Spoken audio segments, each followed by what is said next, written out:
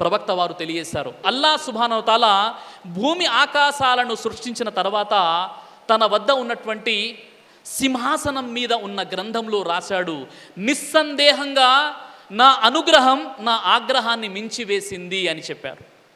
మరో ఉల్లేఖనములో అల్లా యొక్క అనుగ్రహం ఎలా ఉందంటే ఆగ్రహంపై అనుగ్రహం పైచేయిగా ఉంటుంది అని ప్రవక్త మహనీయ రసూలుల్లాహ్ సల్లల్లాహు అలైహి వసల్లం వారు తెలియచేశారు. అందుకే ప్రవక్త వారు అంటున్నారు, ఏమన్నారంటే, దాసుడు పగలు తప్పు చేస్తే ఆ తప్పుని అంగీకరించడానికి, ఆ తప్పుని క్షమించడానికి దేవుడు అల్లా రాత్రి తన చెయ్యిని చాస్తాడు.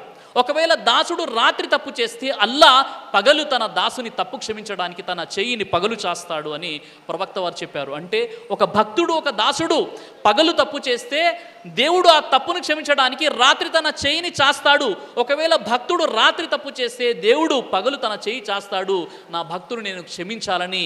ఈ సిల్సిలా, ఈ పరంపర సూర్యుడు పశ్చిమం నుండి ఉదయించే వరకు కొనసాగుతూనే ఉంటుంది అని ప్రవక్త మహనీయ సల్సలం చెప్పారు. అంటే ఖియామత్ ప్రళయానికంటే ముందు సూర్యుడు తూర్పు నుండి కాకుండా పశ్చిమం, పడమటి నుండి ఉదయిస్తాడు. అప్పుడు తౌబా, పశ్చాత్తాపం యొక్క ద్వారాలు మూసివేయబడతాయి. అప్పుడు మీరు క్షమాపణ వేడుకున్నా అప్పుడు ప్రయోజనం అనేది ఉండదు. మళ్ళీ ఆ ఖియామత్ ఎప్పుడు వస్తుందో మనకు తెలియదు. కాబట్టి మనం మన పాపాలపై ప్రాయచితం చెందాలి. అల్లాహతో కడు దీనంగా ప్రార్థిస్తూ మొరపెట్టుకోవాలి. అల్లాహ్ క్షమించడానికి సిద్ధంగా ఉన్నాడు.